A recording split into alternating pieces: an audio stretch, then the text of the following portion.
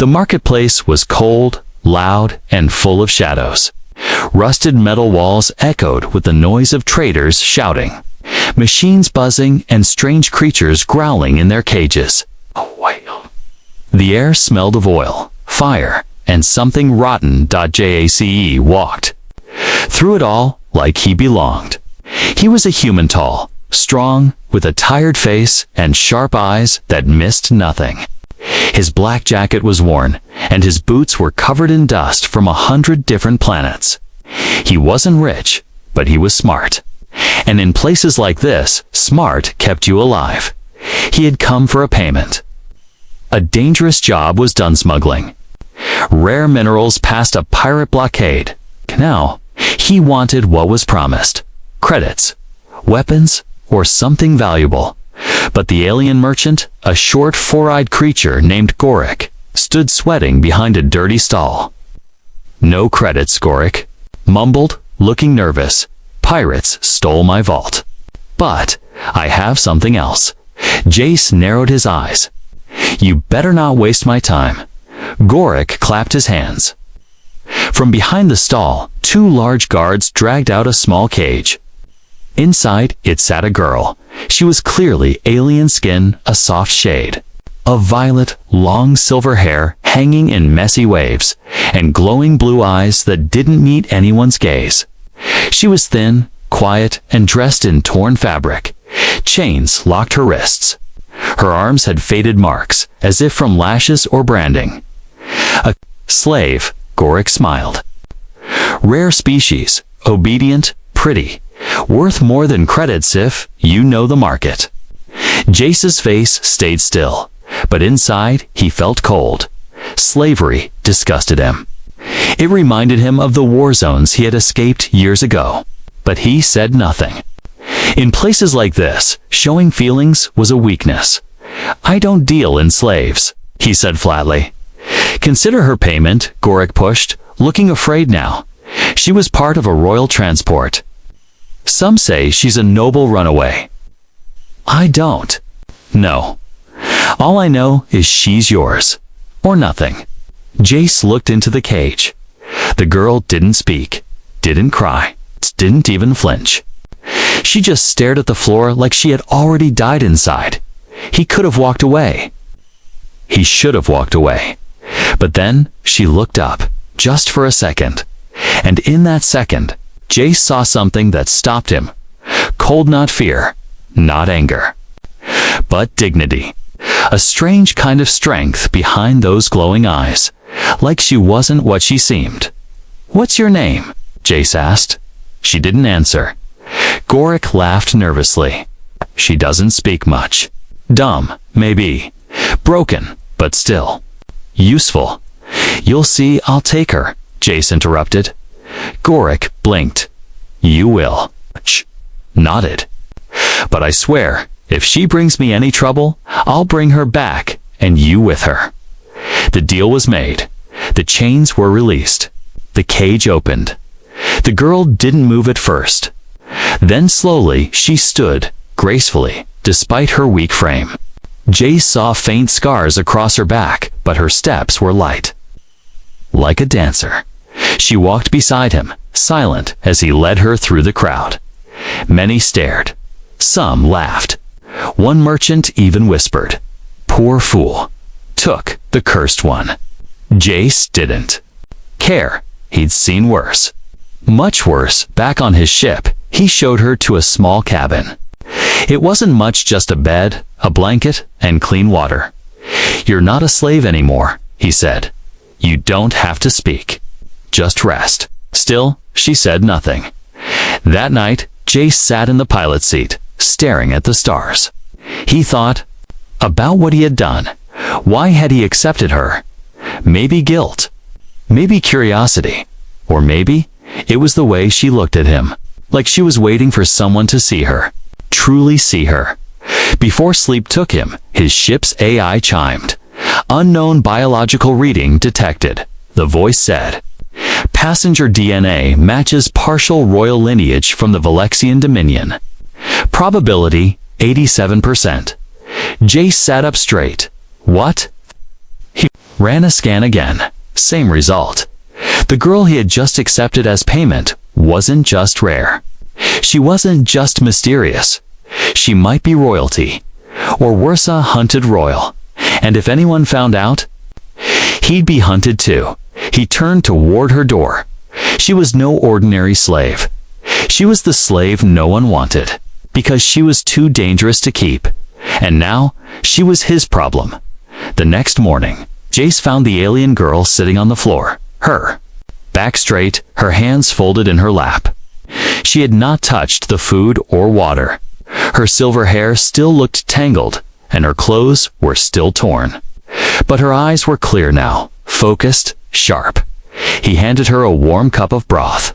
"Eat something," he said gently. "You need strength." She stared at the cup. Then slowly, she reached for it with trembling fingers. She didn't say thank you, but she gave a tiny nod. Jace stepped back, watching her carefully. He didn't know what to do with her. She hadn't said a word since they left the market. The ship's AI had detected royal DNA in her blood, but she hadn't confirmed anything. She was a mystery, and mysteries were dangerous in deep space. He sat down across from her. "My name's Jace," he said, trying again. "This is my ship. It's called the Star Runner. You're safe here." She looked at him for a moment, then her lips moved. "Safe." She whispered. It was the first word she had spoken. Jace felt something shift. Her voice was soft, like wind in the trees, but it was strong underneath. "Yes," he replied. "You're safe now." She tilted her head, studying his face like she was trying to understand him. Then she asked, "For how long?" Jace had no answer. That night, Jace sat alone in the control room. His ship drifted quietly through a nebula, cloud colors dancing outside the window like slow fire. He looked at her file again. The scan results were clear. She carried the blood of the Valexian royal line. But how and why was she in a cage? He decided to test something. He opened the ship's star map and unlocked a secret. Navigation panel, a feature most smugglers use to plot hidden routes. He watched as she entered the control room behind him, as quiet as a shadow. "You know how to read this?" he asked, nodding to the map. She stepped forward, her eyes scanning the star map. Then, without warning, she touched the screen and zoomed into a distant cluster sector V for she. Near the Forbidden Zone. "That's not safe space," Jace said. "Why point to that?" She turned to him. "Because it's where they hid the last ship." Jace blinked. "Ah, what ship?" She looked at him, calm and serious. "The Royal Escape Vessel." He stood up. "How do you know that?" Instead of answering, she said something in a strange language. Not just alien, but structured, musical, and old. Jace's translator couldn't even identify it. He stared. "What language is that?" She walked over to the ship's AI console. With a few taps, she entered a line of symbols. The AI paused, then unlocked a command code that even Jace didn't know existed. "Access granted," the AI said. "Royal override code accepted." Jace's mouth went dry. Who was she? Later, as the ship drifted through empty space, Jace sat with her in the dining area. She finally ate, slowly, quietly, but her hands didn't shake anymore. He spoke gently. "You're not a slave, are you?" She paused, then said softly, "I was born in a sky palace. Valexian." She nodded. "But someone betrayed you." She nodded again. "They took my name, my title, my voice. I was sold to disappear." Jace clenched his fists. He had heard of power struggles in alien empires, but this was worse. She wasn't just someone important. She was a threat to someone else's power. That's why they wanted her forgotten. "Why me?" asked. "Why did you look at me like you knew I'd help you?" She looked down. "Because you didn't look away." That simple answer hit harder than any gunshot. The next day, Something strange happened. While checking the engines, Jace noticed a small, unmarked beacon floating nearby. It was disguised as space debris, but he knew better. It was a tracker. Someone had followed them. He destroyed it quickly, but it was too late. When he returned to the control room, the girl was already there. "They're coming," she said. "How do you know?" She pointed to the star map. "They always come when I start remembering." Jace felt a chill run down his spine. "Then we better run," he said. But she didn't move. "We can't run." "Forever," she whispered. That night, as the stars slipped past the window and alarms buzzed in the distance, Jace sat beside the girl who was no longer just a girl. She was something bigger, something dangerous, and something incredibly brave. She looked at him. "You still think I'm just payment?" He shook his head. "No, I think you're a message." She frowned. "A message? Yes," he said. "A warning. Someone tried to bury the truth. And now, the truth is sitting on my ship, speaking in royal codes and waking up old enemies." She gave a small smile. "Then, I'm sorry." He smiled back. "Don't be. Just tell me what happens next." She leaned closer, eyes shining. "We go to the stars, they fear." The stars outside the ship were quiet, but inside the Star Runner, Jace's hands were moving fast. He checked the control panel, ran scans again, and watched as warning lights blinked red. Unknown ship approaching fast.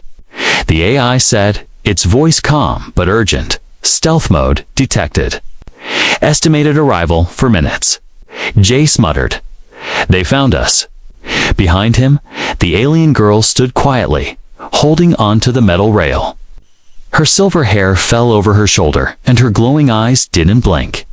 "It's them," she whispered. JACE. Didn't need to ask who they were. He knew. The same people who had chained her like an animal. The same ones who wanted her gone forever. He turned to her. "Do you recognize the ship?" She nodded once. "That model. It's used only by royal enforcers." Jace's jaw tightened. "And they don't come to ask questions." He hit the thrusters, sending the Star Runner into a sharp turn. The stars outside blurred. The ship jumped forward, diving into a nearby asteroid field. Dust and rock floated like giants frozen in space. "We'll lose them in here," Jay said, gripping the controls. The girl didn't answer. She was watching the scanner screen with steady eyes. "They won't shoot right away," she said. "They'll try to disable your ship first." "My ship?" Jace asked with a grin. "It's your ship too now." She looked at him, surprised. For a moment, there was silence. Then the ship rocked hard in impact. "Direct hit on rear stabilizer," the AI reported. "Shields holding." "They're not wasting time," Jace said. "Hold tight." He weaved through the asteroid field, dodging rock after rock. The enemy ship followed, fast and silent. It was bigger, stronger, better, but Jace had one thing. They didn't. He had nothing to lose. "They're locking on," the girl warned. Jace smiled. "Let them." He pulled the ship sharply toward a large asteroid and cut the engines. The Star Runner drifted silent and cold. The other ship zoomed past. Thinking they were escaping, that bought us seconds, Jace whispered. "That's all I need," the girl replied. To Jace's shock, she walked to the ship's command console. Her hands moved fast, pressing symbols he had never seen. The screen glowed with a new light. "What are you doing?" he asked. "I'm waking up something old," she answered. A strange hum filled the ship. Lights flickered. The scanner now showed an outline of the enemy ship. "I see through their cloak now," she said. "They can't hide from us anymore." Jace whistled. "Okay, princess, you just gave us an edge." She looked at him. "Don't call me that." "Why not?" Because? I don't feel like one, she said quietly. Not anymore. Jace powered up the weapons. Let's show them who you are. But before he could fire, the enemy ship hailed them. A face appeared on the screen, tall, gray-skinned, wearing golden armor. It was an officer of the Valexian Empire. His voice was deep and sharp. Human vessel. You are carrying stolen royal property. Surrender the girl, and you will be spared. Jace leaned forward. She's not property. The officer smiled coldly. Then you will both be destroyed. The screen went dark. The girl spoke, her voice low.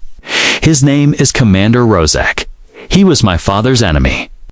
And the one who gave the order to erase me? Jace nodded. Then we erase him first. The battle began. Jace flew like a madman, dodging laser blasts and crashing through space rocks. The Star Runner took hit after hit, but it didn't stop.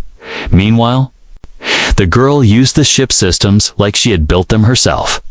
She rerouted power, hacked enemy signals, and even turned their scanners against them. The enemy ship fired a plasma bolt, huge, glowing, deadly. Brace, Jace shouted. But just before it hit, the girl pressed a final key. A blinding flash lit up the screen.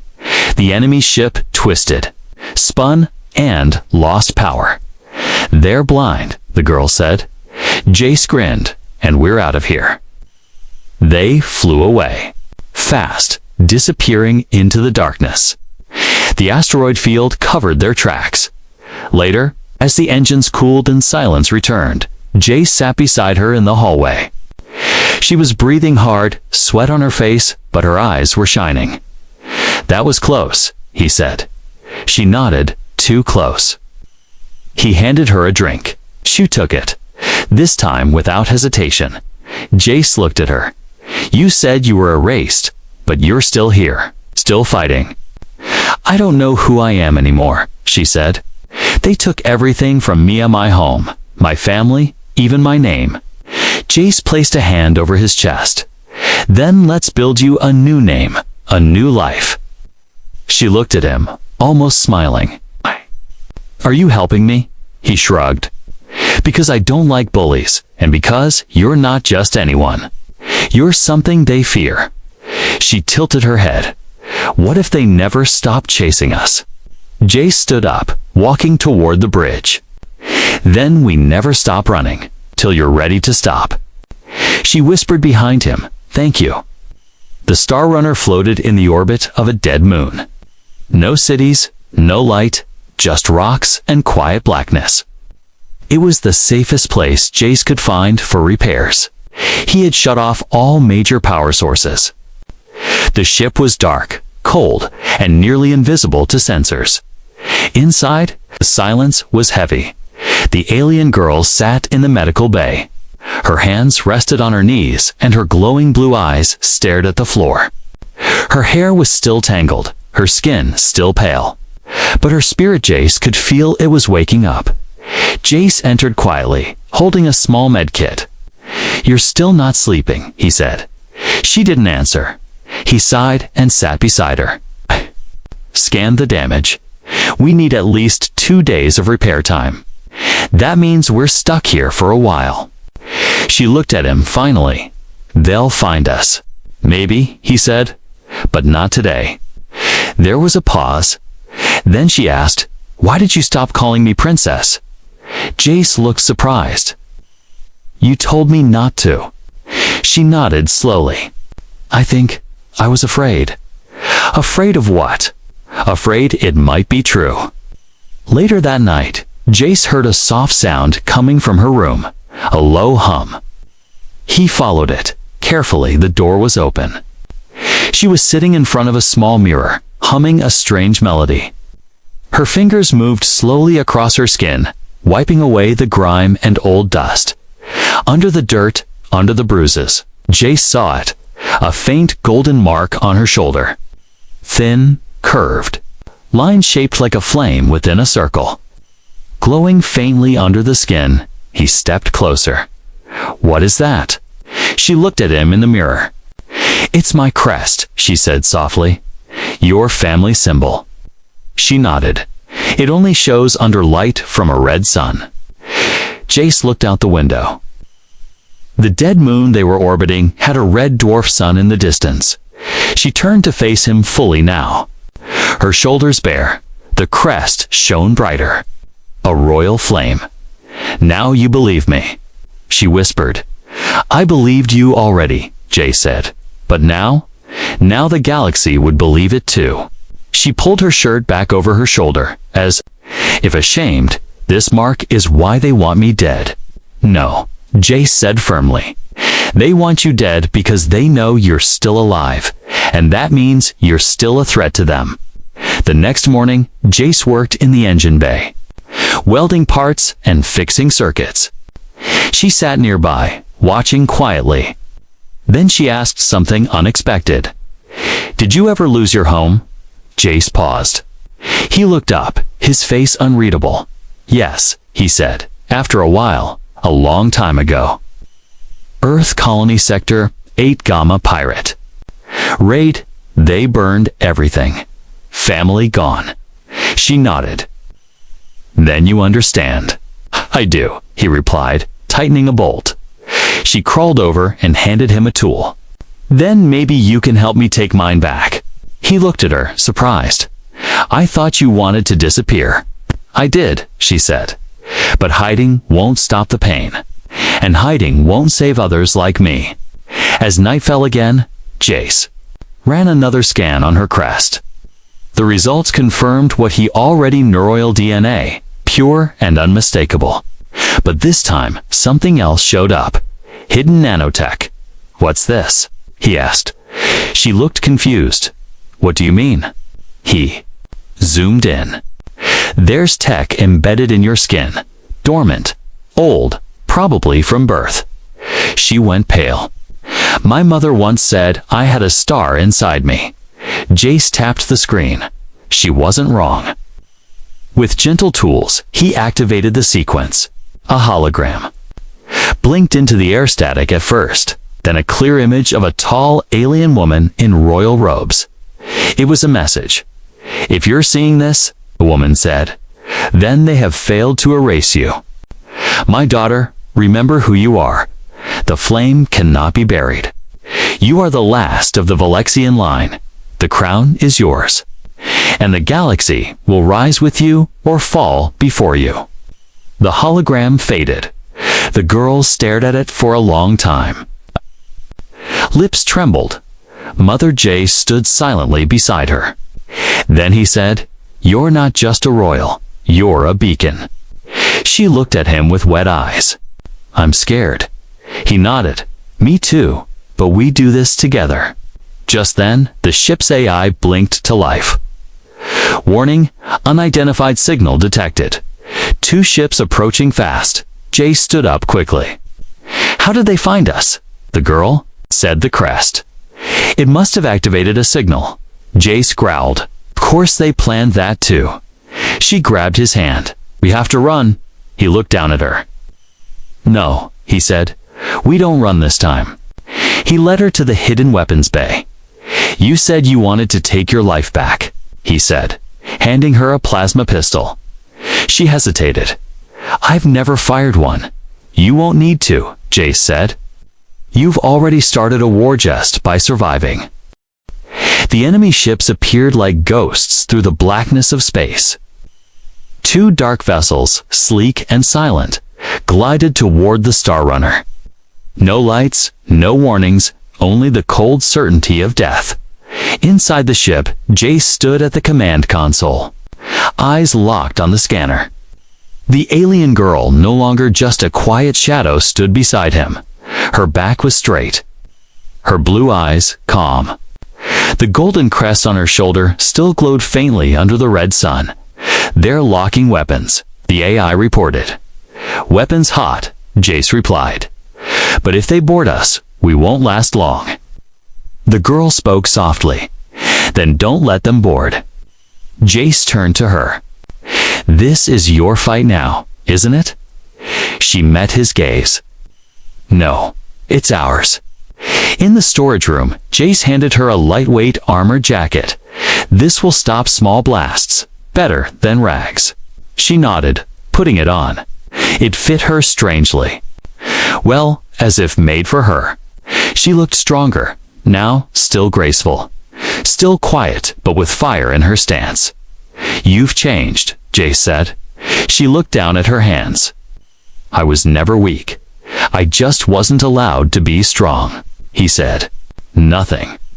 He understood that pain too well. The first enemy ship fired a pulse shot. The Star Runner shook, but the shields held. Jace turned the ship sharply, dodging into the shadow of the dead moon. The second ship followed close. Too close. Then, out of nowhere, the girl touched the nav panel. "Trust me," she whispered. He did. She entered a code one only royal blood could activate. The AI blinked, and the ship shifted. Panels opened on the hull. Hidden thrusters fired from unknown ports. The Star Runner twisted sharply and blasted backwards, mashing debris into the enemy vessel. "You just used my ship like a sword," Jace said, shocked. She smiled faintly. It was built for more than running. The battle raged on. She fired carefully. The girl rerouted power, rerouted data, and even hacked the enemy comms. Their enemies tried to shut down her signal, but couldn't. "She's ghosting there." "Systems," Jace muttered in disbelief. She didn't look away. "I studied from birth. Not dresses, not dances, but tactics. Royal training." She nodded. "I wasn't raised to be a princess," she said. "I was raised to be a ruler." The enemy's lead ship tried to broadcast another demand. "Return the stolen property," but the girl stepped in front of the screen. "I am not your property," she said clearly. "I am Princess Sara of Alexian, first daughter of House Eltor, and I have returned." The enemy captain stared. His face went pale. You were dead." "No," she said coldly. "I was thrown away, but he found me." She turned her head slightly toward Jace, and he reminded me I was never a slave. The enemy ship opened fire again, this time in panic. JSC flew fast, ducking and dodging. His hands moved like lightning.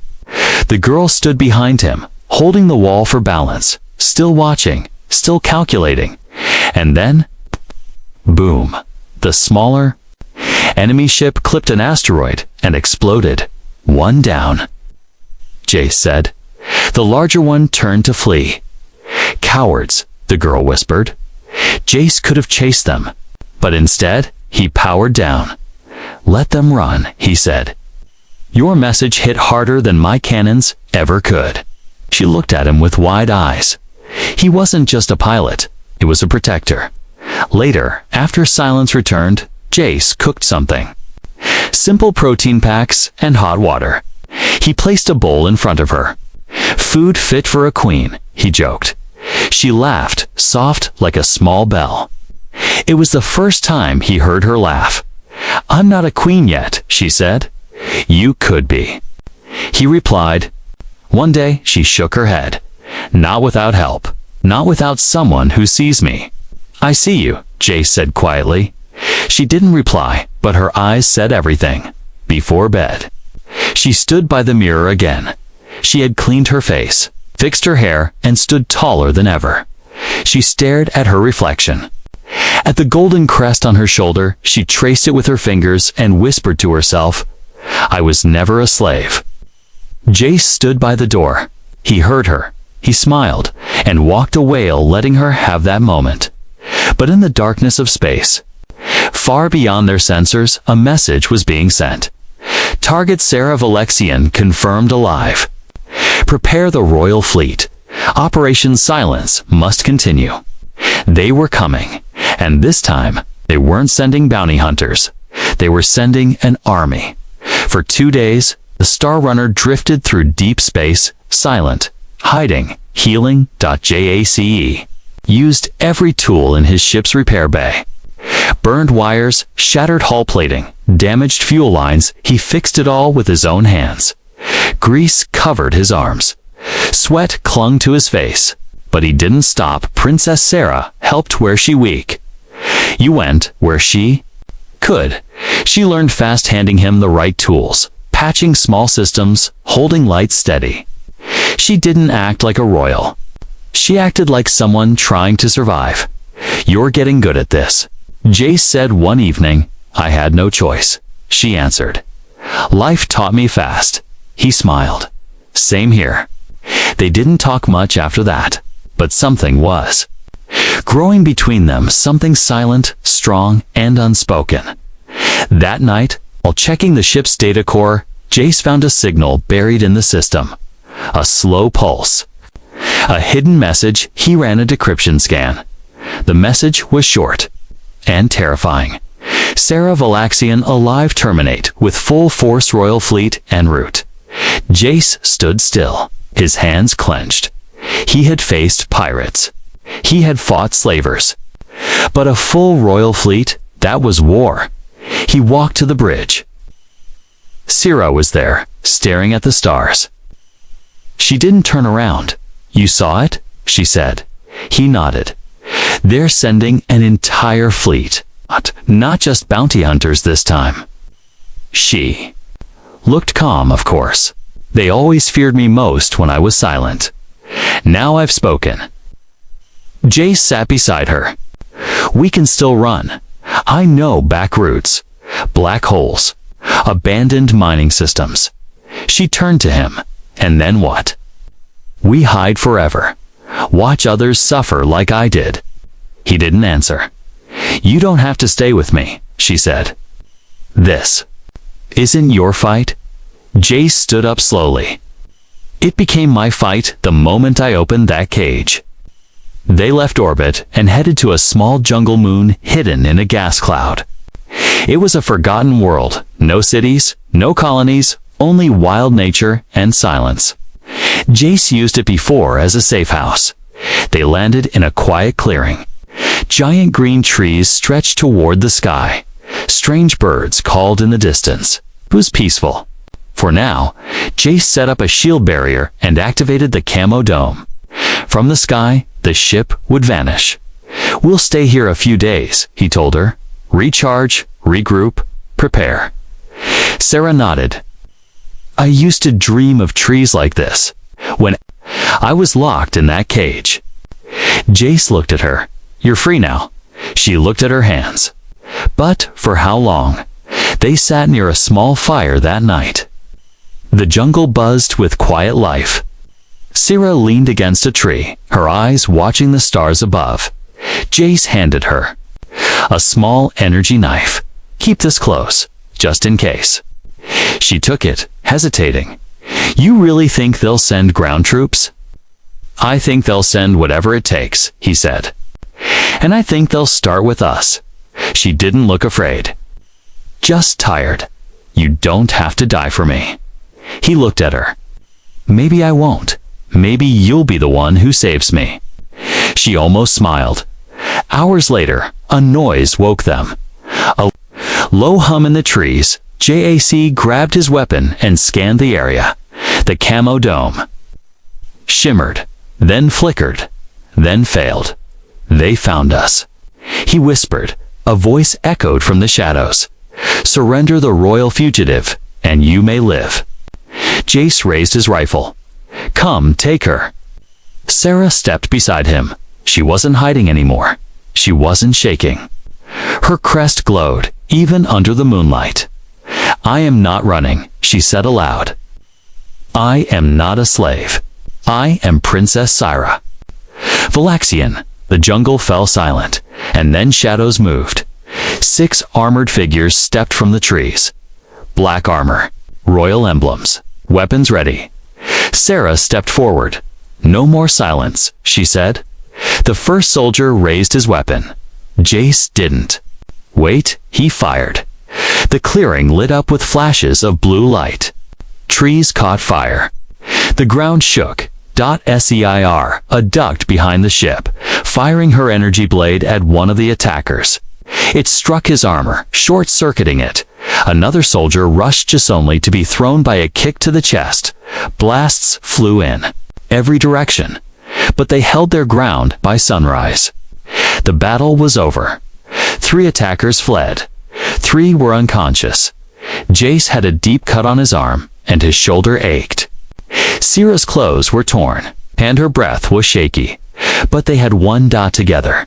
She sat beside him, helping clean his wound. Her hands were gentle. "You fought like a soldier," he said. "I was trained for politics." She answered, "But I learned war instead." Jace winced as she tightened a wrap on his arm. "So what now?" She looked out toward the sky. "Now we send a message." He frowned. "To who?" "To the Empire," she said. "To everyone. That I'm alive. That I'm not hiding. That one human stood beside me and defied a throne." Jace looked at her for a long time, and then he smiled. "Let's make them listen." Smoke still lingered in the jungle, clearing as the sun slowly rose above the trees. The light touched Jace's bruised face and Syrah's silver hair, making it shine like fire. They sat beside the Star Runner, exhausted, wounded, but alive. Jace's arm was wrapped tight, blood still seeping through the cloth. He leaned against the hull, breathing hard. Syrah sat next to him, her body aching, but her spirit burning brighter than ever before. The jungle was quiet again, but they both knew it wouldn't last. "They'll come again," Jace said quietly, "with more ships, more soldiers." Syrah nodded. "Yes, but this time we don't run." He looked at her. "You're sure?" She turned her glowing eyes to his. "I'm not a slave anymore. I'm not a secret. I'm a voice hand. It's time the galaxy hears." Later that day, they activated the long-range transmitter from the ship's core. It hadn't been used in years. Dust covered the console. The wires buzzed weakly. "This thing still works?" Syrah asked Jace, smirked.